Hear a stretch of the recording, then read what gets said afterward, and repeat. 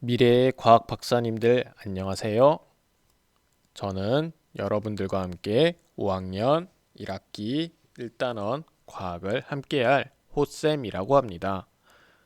코로나19 때문에 갑자기 원격 수업을 하게 돼서 여러분들 많이 당황했죠? 당황을 했을 거라 생각을 하는데 걱정하지 말고 선생님과 함께 교과서를 천천히 살펴보도록 하겠습니다. 오늘은 교과서 8쪽에서 9쪽부터 살펴보도록 할게요. 화면에 두 친구들이 무엇을 하고 있는 장면인지 같이 보도록 할게요. 서로 탐구를 하고 있는 장면이네요. 탐구를 할 때 생각해야 될 점을 한번 떠올려 볼까요?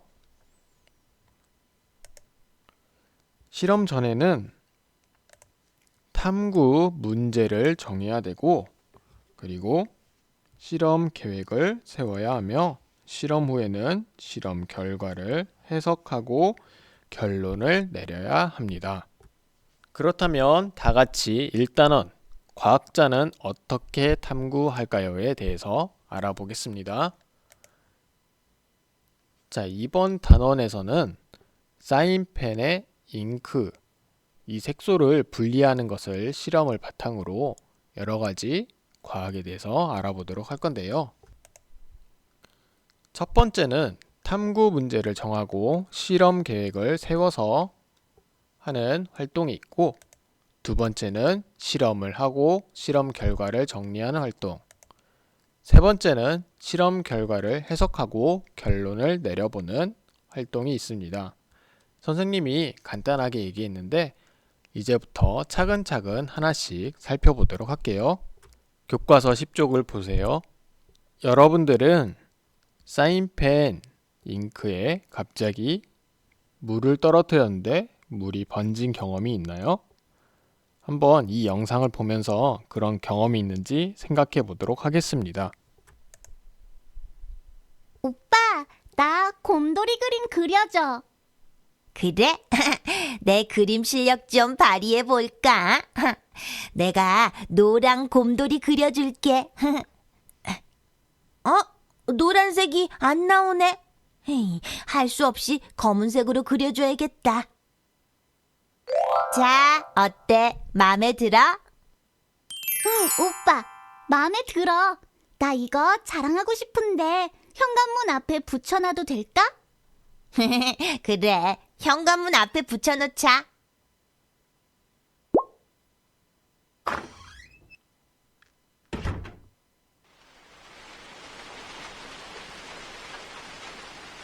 어머, 이게 뭐야? 그림 다 젖었네. 엄마 왔다. 얘들아, 이 그림은 뭐니? 엄마, 그거 오빠가 그려준 곰돌이 그림인데 예뻐서 현관문에 붙여놨어요. 어? 그림이 젖었네? 비가 와서 그림이 젖었나 봐. 응? 그런데 분명 검은색 사인펜으로만 그렸는데 왜 다른 색깔도 있는 거지? 이상하다. 여러분도 사인펜 잉크가 물에 번진 모습을 본 적이 있나요? 사인펜 잉크가 번져 어떤 모습을 보았는지 친구들과 이야기해 보세요. 선생님도 어릴 때 사인펜을 그렸는데 물컵을 위에 올렸다 뒀더니 물이 새서 이렇게 번진 경험이 있어요. 근데 검정색 잉크가 검정색이 아니라 다른 푸르스름한 색깔로 번지는 경험을 한 적이 있는데 여러분들도 아마 있을 거라고 생각해요. 오늘은 문제 인식의 의미에 대해서 알아보도록 하겠습니다. 그리고 대상을 관찰하여 궁금한 점을 떠올리고 탐구 문제를 찾아보는 그런 문제 인식 단계에 대해서 알아볼 예정입니다. 우리는 지금 교과서 10쪽에 해당하는 이 실험을 할 거예요. 실험을 하기에 앞서 필요한 준비물이 있는데 첫 번째 둥근 모양의 거름종이, 두 번째 여러 색깔의 수성 사인펜, 세 번째 비커 2개, 네 번째 스포이트, 다섯 번째 물이 되겠습니다. 혹시 집에 거름 종이가 없는 친구들은 A4 용지를 사용해도 되니 걱정하지 말고 실험에 임해 볼게요. 사인펜 잉크가 물에 번지는 모습을 한번 관찰해 볼게요. 집에서 실험을 못하는 친구들은 영상을 통해서 같이 보도록 하겠습니다.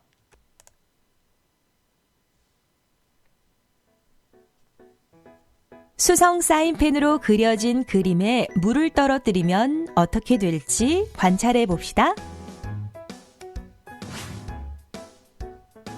먼저 거름 종이에 여러 색깔의 수성 사인펜을 이용해 그림을 그립니다.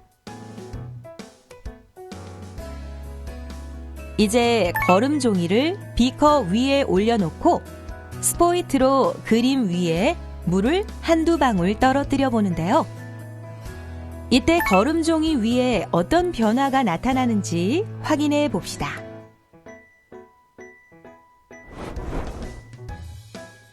여러 가지 색깔의 사인펜 위로 물이 떨어진 곳의 색깔이 옅어지면서 물이 번지고 있어요.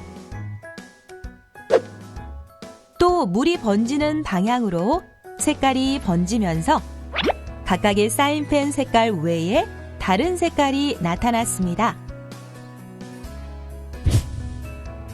여러분도 사인펜의 잉크가 물에 번지는 모습을 관찰해보고 궁금한 점을 찾아보세요.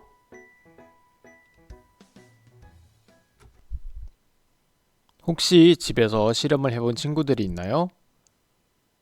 선생님이 아까 얘기를 못한 게 있는데 비커가 없으면 물컵에다가 해도 상관없으니까 실험을 한번 해봤으면 좋겠어요. 그리고 컵 위에다가 종이를 올려놓는 까닭은 컵이 없으면 종이가 바닥에 눌러붙기 때문에 컵 위에다가 올려둔 거예요. 실험 관찰 6쪽을 한번 보겠습니다. 여러 색깔의 수성 사인펜으로 그린 그림에 물을 떨어뜨렸을 때 나타난 변화를 관찰하고 그 내용을 써보도록 합시다. 여러분들 잠시 멈추고 그 결과를 한번 써볼까요? 잘 써보았나요? 선생님과 함께 알아보도록 합시다. 물이 떨어진 곳의 색깔이 옅어지면서 물이 번진 것을 우리가 관찰할 수가 있었어요.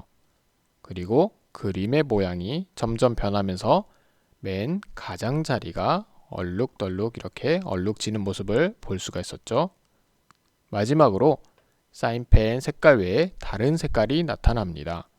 자, 여기 보면 알겠지만 초록색 이외에도 노란색, 연두색 같은 색깔이 나오는 것을 볼 수가 있죠. 혹시 여러분들은 이 모습을 관찰하면서 궁금했던 점이 있나요? 있다면 한번 써보도록 하겠습니다. 검은색, 빨간색, 파란색의 사인펜 잉크는 각각 어떤 색소로 이루어졌을까요? 그리고 어떤 색깔의 사인펜 잉크에 가장 다양한 색소가 섞여 있을까요? 그러게요. 검은색 잉크를 물에 떨어뜨렸는데 검은색뿐만 아니라 다른 여러 가지 색깔이 나왔죠? 이런 것들을 우리가 궁금해 할 수가 있을 것 같아요. 그렇다면 오늘 공부할 문제였던 탐구 문제를 정해보는 것을 한번 영상을 통해서 같이 정해보도록 하겠습니다.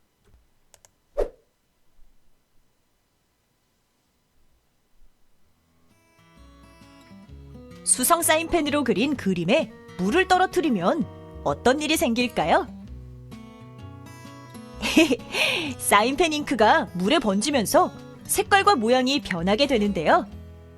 실험을 하고 나니 궁금한 점이 더 생겼다고요?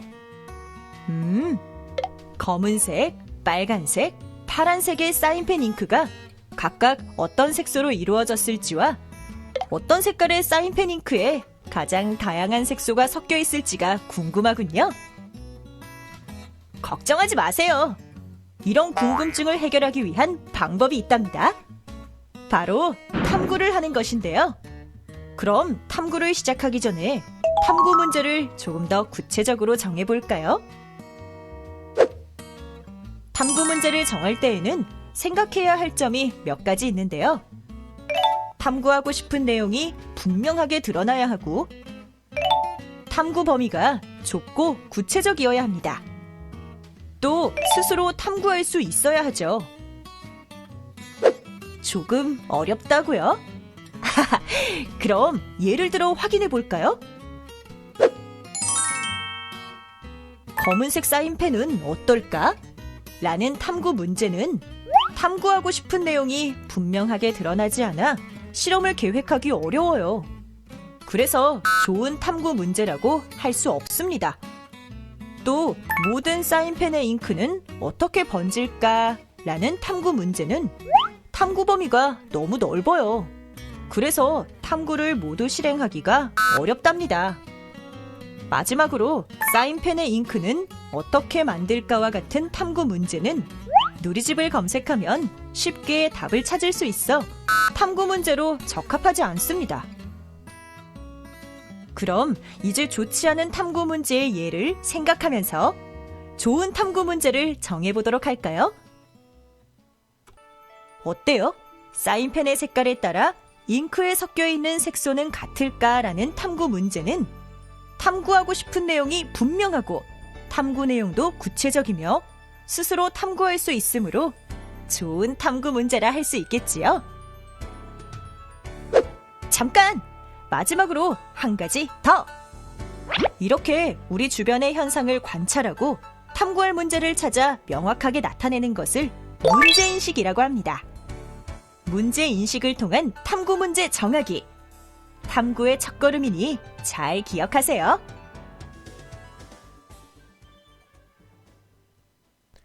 영상에서 보았듯이 문제인식이라는 단어가 나왔네요. 문제인식은 우리 주변의 자연 현상을 관찰하고 탐구할 문제를 찾아 명확하게 나타내는 것을 문제인식이라고 합니다. 탐구 문제를 정할 때 생각할 점으로 탐구하고 싶은 내용이 분명하게 드러나야 합니다. 그리고 탐구 범위가 좁고 구체적이어야 하며 스스로 탐구할 수 있어야 합니다. 좋지 않은 탐구 문제의 예를 다시 한번 살펴보겠습니다. 검은색 사인펜은 어떨까? 이것은 탐구하고 싶은 내용이 분명하게 드러나지 않아 있죠. 모든 사인펜의 잉크는 어떻게 번질까? 모든 탐구 범위가 너무 넓어요. 그래서 탐구하기가 어렵습니다. 사인펜의 잉크는 어떻게 만들까? 여러분들 간단하게 네이버로 검색하면 지식인이 알려주겠죠? 궁금했던 점 중에서 알아보고 싶은 내용을 탐구 문제로 정해봅시다. 한번 실험 관찰에 여러분들이 곰곰이 생각해서 탐구 문제를 정해볼까요? 선생님이라면 사인펜의 색깔에 따라 잉크에 섞여 있는 색소는 같을까라는 탐구 문제를 정해볼 수 있을 것 같아요. 여러분들의 생각도 궁금하네요. 여러분들 탐구 문제를 정했을 텐데 3가지 점검할 사항이 있어요. 첫 번째, 탐구하고 싶은 내용이 분명하게 드러났는가? 선생님, 아까 탐구 문제는 그렇다라고 볼 수가 있어요. 두 번째, 탐구 범위가 좁고 구체적인가요? 아까 선생님이 정했던 거는 그렇습니다. 세 번째, 스스로 탐구할 수가 있나요? 네, 맞습니다. 오늘 우리가 배운 것을 정리해보는 시간입니다. 문제인식이란 우리 주변의 자연 현상을 관찰하고 그리고 탐구할 문제를 찾아 명확하게 하는 것을 문제인식이라고 합니다. 탐구 문제를 정할 때 생각할 점으로 첫 번째, 탐구하고 싶은 내용이 분명하게 드러나야 합니다. 두 번째, 탐구 범위가 좁고 구체적이어야 하며 세 번째, 스스로 탐구할 수 있어야 합니다. 이렇게 우리는 문제인식에 대해서 알아봤고 다음 시간에는 실험을 계획을 해보는 시간을 가져보겠습니다. 어려운 환경 속에서도 열심히 해주는 여러분들이 있어서 선생님은 정말 든든합니다. 그러면 다음 시간에 또 뵙겠습니다.